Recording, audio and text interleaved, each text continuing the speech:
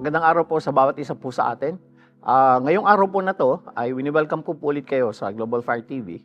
And isang tanong ho na gusto kong pag-usapan natin.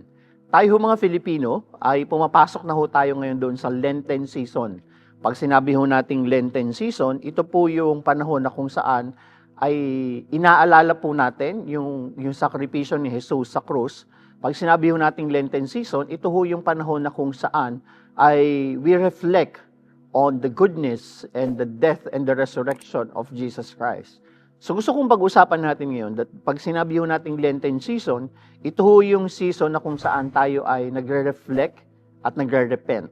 Tayo mga Filipino, kapag sinabi nating Holy Week or pumasok na tayo dun sa Lenten season, ito na ho yung pagkakataon kung saan tayo po ay merong mga reflections sa buhay. Tayo po ay inaalala po natin at pinagbubulay-bulayan po natin kung ano ho yung ginawa ni Kristo sa krus. Itong isang tanong na gusto kong pag-usapan natin sa araw po na ito. Pag pinag-uusapan ho natin ng Lenten season at nagre-reflect po tayo, isang tanong ho yung gusto kong pag-usapan natin sa susunod nating pag-aaral. Ito ho yung tanong na kung saan ay, ano ho ba yung pinaka-importanteng desisyon na ginawa mo sa iyong buhay? Bibigyan ko kayo ng few seconds to think.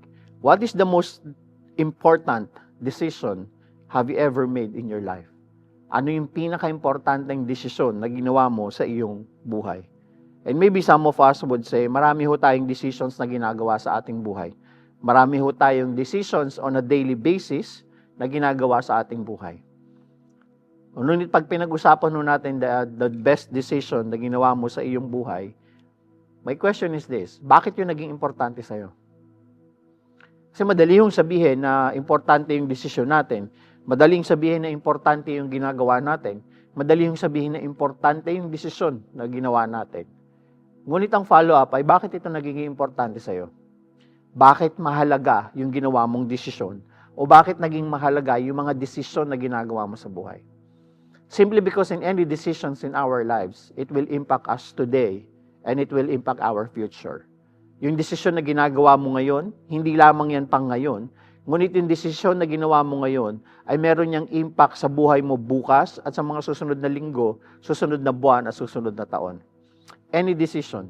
Yung decision mo sa karir mo, may impact yan sa'yo bukas. Yung decision mo sa love life mo, kung mag-aasawa ka o hindi, meron po yung impact sa buhay mo sa mga susunod. Yung decision mo na mag-ibang bansa, meron po yung impact sa buhay mo.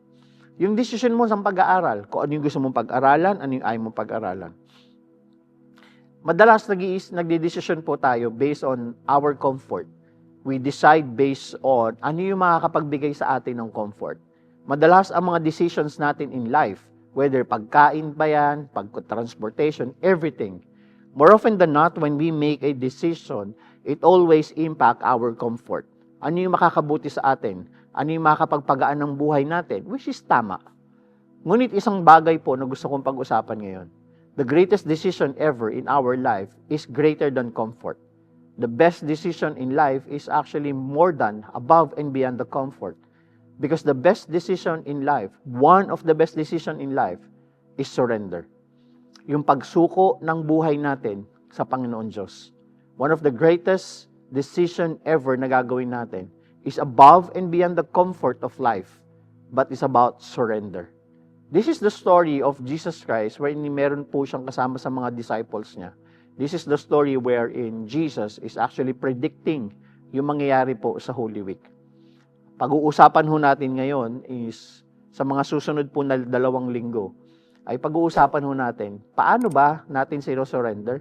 Paano ba tayo nagdidesisyon sa buhay natin? Ano ba yung mga pwede nating gawin para masabi natin na tayo ay sumusunod kay Kristo? Samahan niyo po kami today.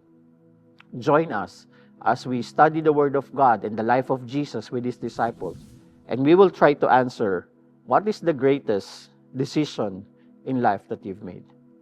Thank you once again for joining us. Welcome po sa Global Fire TV. Again, this is Pastor BJ Lopez from City of God Christian Ministry here in Canada. God bless all of you and have a good day.